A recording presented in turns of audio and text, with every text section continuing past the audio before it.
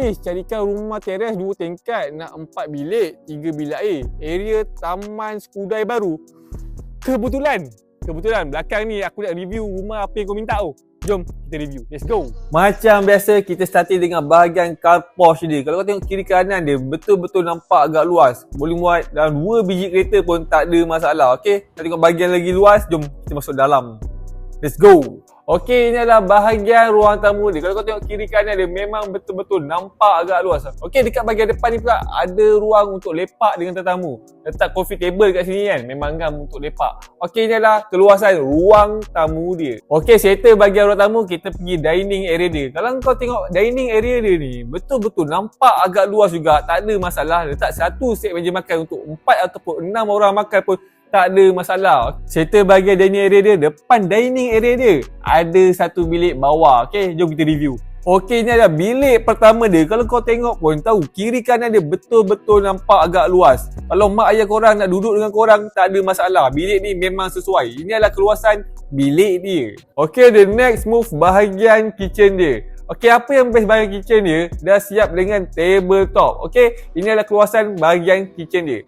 Okey, macam biasa guys, depan bahagian kitchen ada toilet, dah siap reno, tak ada masalah. Sebelah toilet pula ada tempat laundry area dia. Kalau kau tengok pun nampak memanjang dan nampak agak luas. Senang nak basuh baju pun tak ada masalah. Settle bahagian bawah, jom kita naik atas. Okey, ini adalah bahagian tingkat atas dia. Dekat sini ada ruang untuk chill-chill dengan family. Kalau korang ada rak buku kat sini kan, boleh jadikan mini library dekat sini. Memang agak nice. Okey, settle bahagian sini, jom kita review bilik-bilik dekat atas ni. Let's go. Okey, ini adalah bilik kedua dia. Kalau kau tengok kiri kanan dia, betul-betul agak nampak luas juga bilik ni. Sesuai jadikan bilik anak-anak korang. Okey, ini adalah keluasan bilik kedua dia. Okey, settle bilik kedua, jom kita bergerak ke bilik ketiga dia. Okey, toilet ni attach dengan bilik ketiga dia. 2 dan 3 dia toilet yang sama. Okey, ini adalah bilik ketiga dia. Kalau kau tengok kiri kanan dia, dia sama saja dengan bilik kedua tadi. Dia punya saiz lebih kurang. Okey, ini adalah keluasan bilik ketiga dia.